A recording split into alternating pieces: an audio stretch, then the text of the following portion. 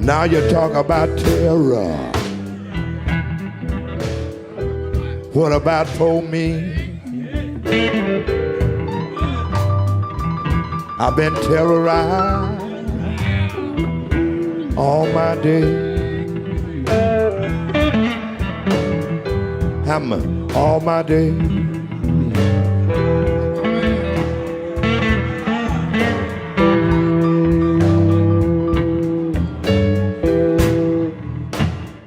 There is growing evidence that in the chaotic fighting that took place once Hamas militants entered Israel on October 7th, the Israeli military decided to target not only Hamas fighters, but the Israeli captives with them. Tuval Eskapa, a member of the security team for Kibbutz Beria, told the Israeli press he set up a hotline to coordinate between kibbutz residents and the Israeli army. Eskapa told the Israeli newspaper Haaretz that as desperation began to set in, quote, the commanders in the field made difficult decisions, including shelling houses on their occupants in order to eliminate the terrorists along with the hostages. The newspaper reported that Israeli commanders were, quote, compelled to request an aerial strike against its own facility inside the Erez crossing to Gaza in order to repulse the terrorists who had seized control. That base housed Israeli civil administration officers and soldiers. Israel in 1986 instituted a military policy called the Hannibal Directive, apparently named for the Carthaginian general who poisoned himself rather than be captured by the Romans, following the capture of 2 Israeli soldiers by Hezbollah. The directive is designed to prevent Israeli troops from falling into enemy hands through the maximum use of force, even at the cost of killing the captured soldiers and civilians. The directive was executed during the 2014 Israeli assault on Gaza, known as Operation Protective Edge. Hamas fighters on August 1st, 2014 captured an Israeli soldier, Lieutenant Hadar Golden. In response, Israel dropped more than 2,000 bombs, missiles, and shells on the area where he was being held. Golden was killed, along with over 100 Palestinian civilians. The directive was supposedly rescinded in 2016. Joining me to discuss the reports of Israel shelling its own citizens with tanks and missiles is Max Blumenthal, who investigated this for The Grayzone. So you did a wonderful job piecing together these reports that are coming out of Israel. Why don't you just lay out what Israeli commanders faced after roughly 10 hours, several hours after this incursion, and then, of course, perhaps give me some details about what you found out. Well, thanks, Chris. I'm still trying to piece together what happened on October 7th. And one reason that I'm sort of left investigating even after this report that I thought was comprehensive was that in the face of so much death and destruction caused by Israel's military in Gaza, which is basically tantamount to genocide. I mean, you have systematic killing in Gaza. Everyone I know there has, luckily, I don't know anyone who's been killed, but everyone I know there has lost neighbors or relatives. They've all lost their homes. And so the Israeli military and the prime minister's office, Netanyahu's office, are recycling October 7th atrocities. And they're also introducing new deceptions in order to try to keep the media's lens focused on October 7th now that it is starting to home in on the horror of Gaza. And we have all these new stories about babies baked in ovens. We've heard stories about babies cut out of mothers' wombs by so-called Hamas terrorists, rape, gang rape, women after being taken captive, gang raped in the streets in Gaza City. All of these lies were spun out. And of course, the 40 beheaded babies repeated by Biden, who claimed he'd seen photographs. All of these lies were repeated and put forward in order to give Israel the latitude to carry out this genocidal assault that we're now witnessing. And we can see Biden was so stunned by the propaganda that was being pushed on him by Netanyahu's office and the pro-Israel media that he immediately caved. And Tony Blinken, in his recent Senate testimony, also repeated some of these lies. So I'm still trying to unpack it because it's these lies that went beyond the actual killings and atrocities that were committed by gunmen from the Gaza Strip on October 7th that have made it possible for Israel to target and exterminate hundreds of entire families in the Gaza Strip, as well as hospitals and medical centers. So I started my investigation when testimony started to filter out in Israeli media, which contravened the official story of October 7th. And the official story, which has been told to Americans and Israelis, is that Hamas, quote unquote, terrorists stormed into southern Israel and began just shooting and killing people at random, then burned them alive, tied up entire families in their homes, and then burned them all somehow, melted cars and burned people in their cars as they were trying to flee, and carried out this gigantic mass shooting. And it does appear clear that many non-combatants, Israeli non-combatants, were shot by Hamas gunmen, but that's kind of where the official story stops. And what I was able to determine from these testimonies, as well as just a basic and visual analysis of the photos that the Israeli foreign ministry and prime minister's office were putting forward, was that Israel used disproportionate force on its own citizens in order to dislodge a politically driven military offensive by Hamas and Palestinian Islamic Jihad, which was aimed at extracting political concessions from the state of Israel, which had been besieging the Gaza Strip for 15 years. So you read one of those testimonies, and I guess we can go into some detail about them and how I came to my conclusions. Yeah, let's go in, because in your article, which people can read on the Grayzone, you print pictures. And I mean, I'll let you go from there. And just the photographic evidence seems to contradict the statements that have come out of Jerusalem. So it's important to understand that the main goal in this Hamas and Palestinian Islamic Jihad military offensive was to gather as many captives as possible, particularly Israeli soldiers, in order to trigger the kind of prisoner exchange that was witnessed when Gilad Shalit in 2011 was released, the Israeli soldier who was taken in 2006, who was operating a tank outside Gaza, was taken in exchange for 1,027 Palestinian prisoners, including the current prime minister of Gaza, Yahya Sinwar. So this entire Al-Aqsa Flood operation is understood through the against the backdrop of the Gilad Shalit prisoner exchange. So gunmen were sent with detailed maps to population centers and to military bases. In the military bases, they were obviously given instructions to attack and kill Israeli soldiers who were maintaining the siege of Gaza. Much of the Gaza division, which has also been responsible for so many massacres inside Gaza over the years, was wiped out. The Erez crossing, that I don't know if you've been through there, Yeah, Chris, many but I've been times, many times, yes. Okay, so yeah, because you've been to Gaza, I've been through there 3 times. It is the sort of the nexus, the nerve center of the siege of Gaza. It's not only where you cross through if you want to enter Gaza and return to, or if you're a resident of Gaza, you'll have to pass through there to get medical treatment outside. It's the home of the civil administration, the bureaucracy of the panopticon-style occupation of Gaza. So that was immediately overrun by gunmen as a military target. And with all these soldiers inside, the head of the Gaza division actually went into an underground bunker. He recounted this story to Haaretz and made the tough decision to bomb Erez crossing. And they sent Hellfire missiles onto the Erez crossing from Apache helicopters.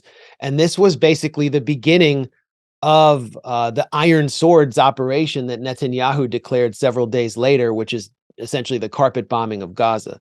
But Apache helicopters were scrambled in the morning. The assault began around like 6 a.m. at daybreak.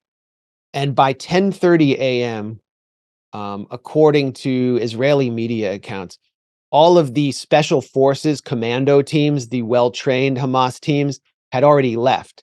By that point, there were 2 squadrons of Apache helicopters that had been scrambled, and they were not even at full strength until 12 p.m.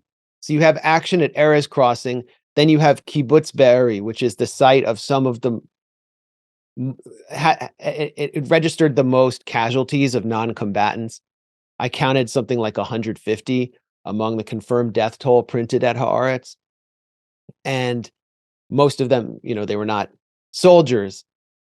These were people who were caught in crossfire.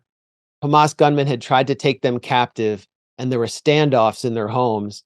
And by the time Israeli special forces arrived, many of those standoffs had been either ended, or they ended them simply by shelling people's homes with tanks. According to Yasmin Porat, who had fled the electronic music festival, which had come under attack, which was held right between Kibbutz Be'eri and Kibbutz Re'im, which also have military bases essentially embedded within them. It was held on the road between these 2 kibbutzim and came under attack. Many captives were taken.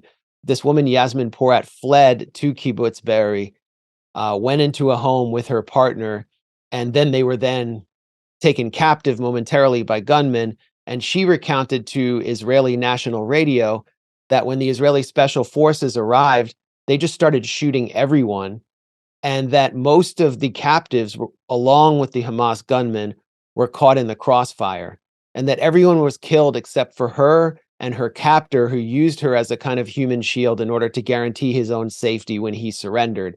She saw her own partner, whose hands had been bound by her captors, get shot by Israeli special forces, and then they lobbed 2 tank shells into the home that she had been in. So if you look at the pictures of Kibbutz Be'eri, they look like homes in Gaza that I've seen, or you may have seen, that came under shelling from Israeli tanks and Israeli artillery. There's no way that Hamas gunmen could have done that much structural damage to this entire kibbutz with just the small arms that they were equipped with, Kalashnikovs and some RPGs. So, and I-24, Israeli Foreign Ministry sponsored propaganda network, actually went to this kibbutz on a guided tour and said they saw tank tracks everywhere. It's obvious what happened there. And it was stated clearly by the security coordinator of Kibbutz Be'eri, who you quoted at the top of this interview. He was on a hotline with the Israeli military command, and they decided to shell houses on top of their occupants, including Israeli civilians. Now, why were they doing this? As you mentioned, there's the Hannibal Directive, this secret directive, well, a once secret directive that was introduced after Israel entered into a major prisoner swap with, I believe, the PFLP-GC, which operates out of Syria, in exchange for Ahmed Jibril and hundreds of other prisoners, in order to get back some Israeli soldiers who I think had been taken in the Lebanese civil war. I think it was only 3. I don't think it was very. Yeah, it was 3. Yeah. And so this is a politically painful prisoner swap, and the Israeli public was furious, and the right-wing politicians were furious. So they introduced this directive named for the Carthaginian general, Hannibal, who took his own life. He took poison rather than be taken captive by the enemy. And it authorizes Israeli commanders to kill their own soldiers if they're taken captive by the enemy in order to prevent such a prisoner swap from taking place. And it was used again. This is kind of when it got exposed in 2014, August 1st, 2014, what's known as Black Friday in southern Gaza. And I was actually there in the aftermath of this massacre. A lieutenant named Hadar Golden was taken by Hamas fighters. He was in the field. Israel broke a ceasefire and started attacking around the southern city of Rafah. And the Israeli military command authorized airstrikes, artillery strikes, tank fire to bring the full wrath of the Israeli military onto this area in order to make sure that this soldier did not get taken alive. And over 100 people in Rafah were killed in this massacre. The morgues were filling up. It was hideous. I actually visited a hospital called Kuwaiti Hospital, which is now under attack again. And because the mortuaries were so full of bodies on this day, they actually had to bring in ice cream coolers to store the bodies of babies. The doctor actually who I interviewed about that, his entire family was killed about a week and a half ago after he refused Israeli orders to evacuate Kuwaiti Hospital. But back to the Hannibal Directive, we have to question whether it was put into play on October 7th, because we not only have the Erez crossing, where many soldiers were killed, and if you look at the aftermath, the roof was clearly brought down. There's serious structural damage to the roof of Erez crossing. You have Kibbutz Be'eri, where there was tank shelling, and then you have these Apache helicopter pilots in the air who were stating in their testimonies in Hebrew to Israeli media that they had no intelligence, no way of distinguishing civilian from combatant on the ground, and yet they were told to empty their tanks, just completely unload their ammo, then head back to the base, get filled up again, reload, and then go shoot as many cars and people as they can on the ground. Pure chaos. These testimonies have been totally ignored, by the way, by Western media. What were they encouraged to kill captives or shoot cars that they thought contained captives? We don't know. What we do know is there were orders from the top to kill Israeli civilians if Hamas gunmen were around them in order to get the gunmen. And it's like the same doctrine, military doctrine that's being employed in Gaza. Any civilian is a target if they are the quote unquote terrorists' next door neighbor. Israel actually calls it the neighbor policy. They don't know any other doctrine. They don't have any other means of targeting. So it was just, and they weren't prepared, obviously, for this military onslaught. So they just went to their core doctrine of bombing everything in sight. And so that brings us to the third scenario. We talked about Erez crossing, Kibbutz Be'eri. Then you have the chaos of the Nova Electronic Music Festival. And it's there that it appears clear that after a lot of these Hamas and Palestinian Islamic Jihad commando teams had left, this is an element that's left out in a lot of Western media.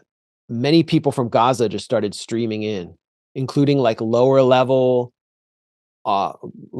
characters from the armed factions who may have had weapons but weren't part of the operation, weren't trained, onlookers, people who just wanted to see what Israel looked like, to see the land that their families had been kicked off. And there were some heinous killings, and you could see actual captives being taken by guys on motorcycles who didn't even have weapons. They were just grabbing people. A lot of this happened around the Nova Music Festival. There was a lot of shooting between festival security guards and various gunmen, and a lot of people were killed. But many people were fleeing the festival by car. There is video of some Hamas gunmen stopping cars and shooting people, but then you have all of these images that the Israeli Foreign Ministry put out of cars that are completely melted and their corpses inside are charred. And those, to me, are telltale signs of Hellfire missile strikes from Apache helicopters. And the Apache crews, the squadrons, they put out video afterwards of themselves shooting cars, hitting cars with Hellfire missiles, and shooting people who were just pedestrians walking on the ground with cannon fire. We don't know who those people were, but if you look at a lot of the cars were heading back to Gaza, so they were very likely cars of people from Gaza who may have been taking captives, and so many captives or would-be captives were killed Was one of them Shani Luke, this woman who the Israeli Foreign Ministry has been making such a big deal of, who was a festival party goer, who was attractive, and I think she was like a German citizen. And there's some video of her being taken. They say they found a skull fragment from her. Was she in a car that was hit by a Hellfire missile? Unclear, but it's very clear that many of these cars were hit by Apache helicopters, and the helicopter pilots said they had no idea who was in them. They were shooting people also on the other side in Gaza after they entered by the afternoon of October 7th. It's very clear to me that many people were killed. Many Israelis were killed by Israeli forces, along with many active duty uniformed Israeli soldiers who were actively engaged in the siege of Gaza, who were combatants. I just want to buttress that.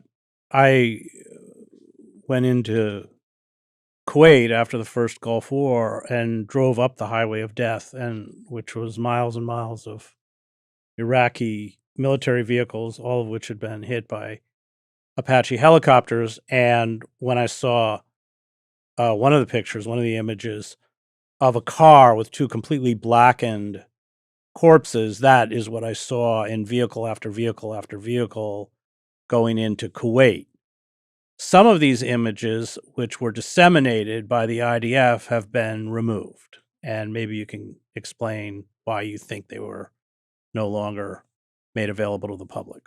Well, when I first went to Gaza in 2014, in the midst of Israel's 51-day-long assault on Gaza, I came across a car that was just on the roadside that had been roasted by a Hellfire missile, along with its driver. The driver's body had been removed, but it was undoubtedly charred, and you could actually see his sandal melted into the gas pedal. And he had been hit by a Hellfire missile. I put the picture, I embedded the picture in my article just to compare it to the vehicles that the Israeli Foreign Ministry was pointing to as evidence of Hamas savagery, and it's identical. He was killed, by the way. He was just a taxi driver, just a poor young guy named Fadi Alawa, who had taken a Hamas fighter, a wounded fighter, to the hospital without even knowing that he had been a fighter, and so they killed him.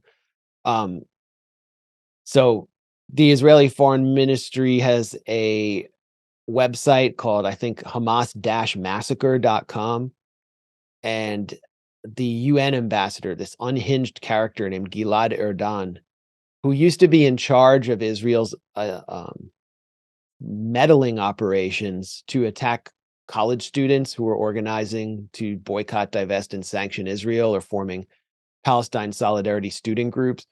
Gilad Erdan whipped out this QR code at his UN address, I think about 2 weeks ago.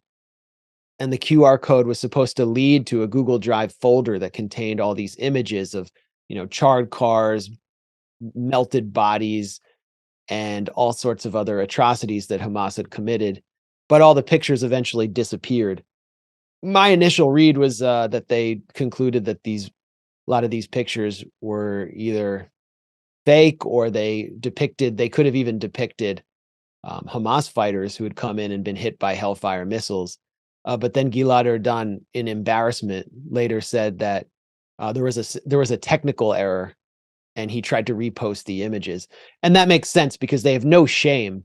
They lie relentlessly, shamelessly, and so it didn't seem like they actually deleted them out of shame. They deleted them because of a major technical error, which is also ironic, because Israel's supposed to be the technically savvy startup nation that's teaching the world through innovation and creativity how we can enter the AI future, but they can't even maintain a simple Google Drive.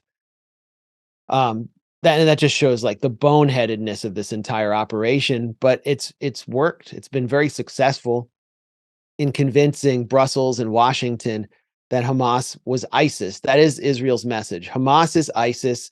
They're irrational. They aim to simply kill Jews. They don't have any political demands, and the only response to them is the response that the U.S.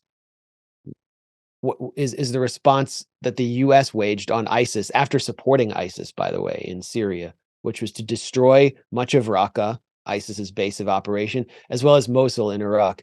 And the man who actually oversaw those operations, James Glynn, the Marine officer, was sent to Israel to consult the Israeli military in the immediate aftermath of October 7th on how they should respond. Now the Pentagon's sort of pulling back and saying, whoa, this is a little bit crazy for us even. We don't even know where what you're targeting, where your targeting is coming from. But they gave him the green light because they fell for the propaganda shock and awe campaign of these photos.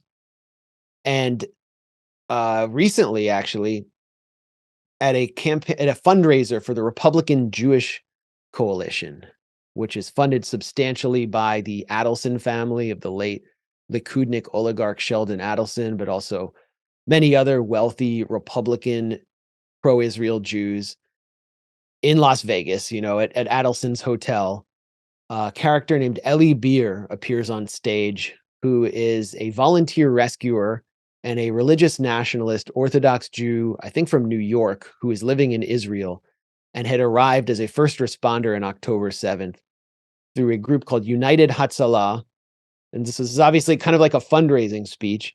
And he declares that a baby had been burned in an oven, had been baked in an oven by Hamas, quote unquote, terrorists.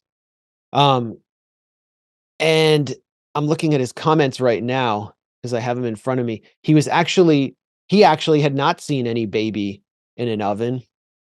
It was someone named Eli Moskowitz, who is from his first responder United Hatzalah team. And Eli Moskowitz had not seen any baby baked in an oven. He said that he found a small bag with contents of body parts that had been apparently pressed against a heating element. And these body parts were displayed by Netanyahu and filtered out on Twitter and sent to influencers by the Israeli Foreign Ministry and the PM's office after Netanyahu was embarrassed by the retraction of the story about 40 beheaded babies. So if we go back to like October 8th, CNN and Biden begin telling this phony story about 40 beheaded babies. They are both forced to retract. Netanyahu puts out an image of some burned body parts, says it's a baby, and then flash forward to this fundraiser in Las Vegas where these first responders are saying that there was a baby baked in an oven based on body parts they had in a bag, which were pressed against a heating element. Now put two and two together. What kind of heating element could have created that much heat to char a body part, which didn't even belong to a baby, but was put forward by Netanyahu to save face? It was likely a Hellfire missile, and body parts that had been blown to bits by a Hellfire missile, which were likely an Israeli citizen, but could have been someone from Gaza, are being put forward as an Israeli baby. But there's only, if you look at the confirmed death count, only one Israeli baby was killed. And it's, horrible and tragic. There's a 10-month-old baby named Millie Cohen who was accidentally shot by a Hamas gunman in an exchange of fire. And more reporting will come out about this. But you can look at the confirmed death toll at Haaretz. There's no other baby. There's no baby burned in an oven. No one's even saying that. So what we're looking at is the most horrific, lurid propaganda, which is bogus, all derives from apparent friendly fire and is being spun in order to justify the actual beheading of babies with missiles in the Gaza Strip and the extermination, the systematic extermination of an entire society. I mean, a senior security source, Israeli security source, told Yediot Aharonot, the top Israeli tabloid, that 20,000 people had been killed in Gaza. I personally think that could be an overcount, and they're just trying to boast to the Israeli public about how many people they've killed to satisfy the bloodlust of the public after October 7th. But if that's true, that's like 1% of the entire population, which is definitely qualifies as genocide. So this propaganda has been used to justify the realization of the lie. Many Israelis who were involved in this military operation or who are seen torturing people in the West Bank, workers in the West Bank on camera, they're reenacting the lurid propaganda that they believe to be true about October 7th. And it could lead to regional war because the genocidal fury has so overwhelmed Israeli society and Brussels and Washington. The propaganda, the shock and awe campaign has prevented Brussels and Washington from being able to put any check on it. What do you think this means for the hostages that are in Gaza? That's a great question, and I think one of the hostages answered it. I don't know her name. She appears to be from one of the kibbutzim that had the most captives taken. It's called Nir Oz, and that's where the two of the elderly captives who were released came from. And it's a kibbutz that has many people from the left of the Israeli political spectrum who would be critics of Netanyahu come from. So he may not be Netanyahu, his government, and the Israeli population may not be very favorably disposed to them. But one of these hostages, an older woman, appeared on camera from wherever she was being held inside Gaza and excoriated Netanyahu and said, "You have no desire to get us. What are you doing? Have a ceasefire and negotiate for our release and get us out here. You've already killed 50 of us." And that is correct. At least 50 captives have already been killed in these blitzkrieg-like Israeli bombings where they're using 2,000-pound bombs and like GBU 82 bunker buster bombs, or sorry, Mark 82 bunker buster bombs. So I don't think they'll make it out alive. It would be a miracle if they made it out alive. I think everyone wants them to make it out alive, whether they are on the anti-Zionist side or, well, I shouldn't say everyone wants to make it out alive. It appears that those who want them to make it out are those who are protesting Netanyahu outside his office and outside the military headquarters, who tend to be leftists or anti-Zionists in Israel. And those who could care less about them getting out are Netanyahu's supporters and the military supporters and the military commanders themselves. Because what about this operation suggests that they're actually trying to rescue hostages? Nothing. Absolutely nothing. And the political dynamics that have been put in play by assaulting everyone in the Gaza Strip, assaulting everyone, are sending the message that no negotiations are possible whatsoever. I think Netanyahu could fall at any day as this operation goes on if certain things take place. For example, if the soldiers that the Israeli military has sent into the few kind of unpopulated areas in northern Gaza where they've set up these de facto bases of Merkava tanks, if they actually get out of their tanks and wade into the rubble or try to actually take out tunnels themselves, they're going to lose many, many lives, and Netanyahu will likely fall. But he would also fall if he negotiated for the release of these captives. Why? Because of the propaganda that he put into play. The propaganda was so extreme and so lurid, and they went so far beyond an already horrific reality on October 7th, that the Israeli public has been whipped into such a fervor that they would not stand for any negotiation with Hamas. So the only objective that can be put forward, which has been reinforced by Tony Blinken, is regime change in Gaza. And regime change in Gaza means months and months of grinding genocidal war in which no captive could possibly survive. Isn't it straightforward? They took the captives because they wanted a prisoner exchange. I mean, Netanyahu could empty the Israeli prisons of 4, 5, 6, 10,000 Palestinian prisoners, and they would get the hostages would go home, wouldn't they? Yeah, I mean, this isn't about Hamas per se. Hamas does have the political mandate to carry out an armed struggle. That's why it was elected in 2006, including by people who are not necessarily Islamists outside of its base. They actually won cities across the West Bank. It wasn't that they won Gaza. They won all of Palestine that was able to vote. So their mandate is to do armed struggle to resist, where the Fatah and the Palestinian Authority basically gave up. And they're going to continue doing that. But Palestinian armed struggle has always been driven by political demands that were essentially rational and were related to ending ethnic cleansing and ending the military occupation of Palestinians.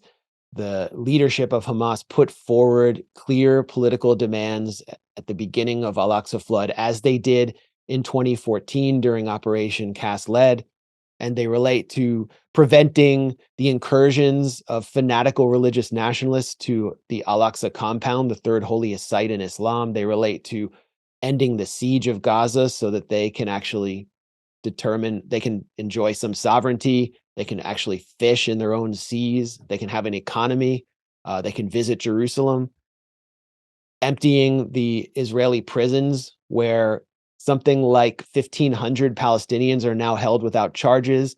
700 Palestinian children pass in and out of these prisons every year. There are currently at least 150. Now there's probably 200 Palestinian children being held in these jails.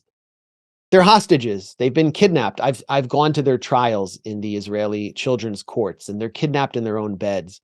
Ahed Tamimi was just kidnapped. She, I've known her since she was a child, and her village, Nabi Saleh, has been waging this unarmed struggle against the Israeli occupation in the West Bank. Her dad was kidnapped, Bassem, who's really the leader of that struggle and is an international hero. And so it relates to the whole occupation. And the only way that they could trigger some kind of negotiation, they believe, was by taking captives, because all diplomatic channels had been cut off. The entire West had declared Hamas a terrorist organization that could not be negotiated with. So the only way to spur negotiations is through violence. And that's what they did.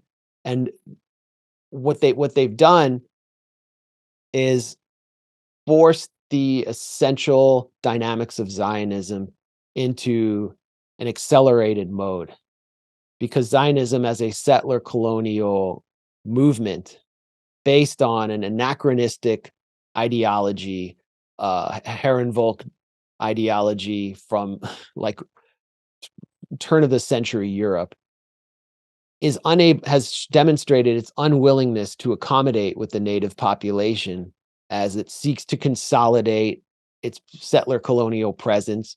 And so it must move towards genocide, as all other settler colonial movements have done. And so that's where we're at right now, is the phase of whether Israel will be able to finish the job that it began in 1948 or not. And I think any negotiations that could have taken place with a rational authority are off limits.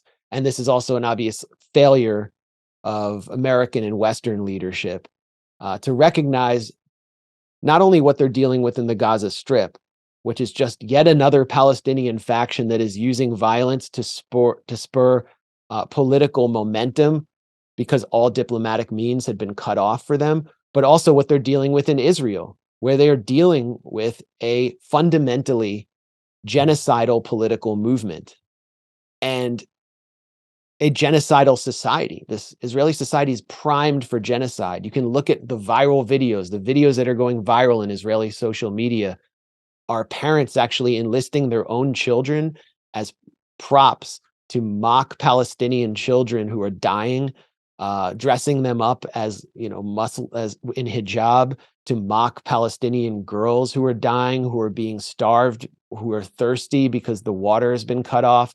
There's a new trend started by an Israeli journalist from Channel 13 in Israel of mocking Palestinian prisoners in the West Bank who were detained for 8 hours and forced to listen to a children's song endlessly to torment them. And they dance around mocking the video of the prisoners. The singer of that children's song was brought to perform in an Israeli military base. You can look at the footage of all the pop singers appearing at military bases or in the so-called Gaza Envelope, where reservists are preparing to go into Gaza. And it's just straightforward genocidal anthems about reconquering Gaza, driving out its inhabitants, and reestablishing Israeli settlements that are even bigger than the former settlement of Gush Katif. the Israeli Ministry of Intelligence has even introduced a think tank's paper which calls for the full ethnic cleansing of Gaza and forced transfer of its residents to Egypt. They put it forward as an official blueprint for the aftermath of this operation that they call Iron Swords. So that's what the US has greenlit here. And by trying to spur some basic political momentum and relaxation of the siege, I think Hamas might have just agreed to a relaxation of the siege to be able to deliver something for their constituents. By trying to do that with violence, when all diplomatic channels have been cut off, what they've done is forced this conflict into its final phase. I don't think Israel will stop before it believes that it has finished the job that it began in 1948. Great. That was Max Blumenthal from The Grayzone. You can read his article, October 7th, Testimonies Reveal Israel's Military Shelling Israeli Citizens with Tanks and Missiles, at The Grayzone. I want to thank the Real News Network and its production team, Cameron Granadino, Adam Coley, David Hebden, and Kayla Rivera. You can find me at chrishedges.substack.com.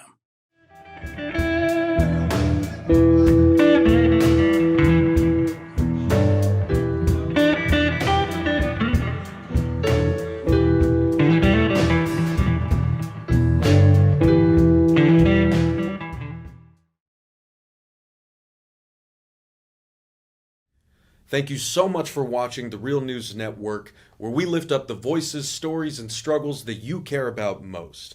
And we need your help to keep doing this work, so please tap your screen now, subscribe, and donate to the Real News Network. Solidarity forever.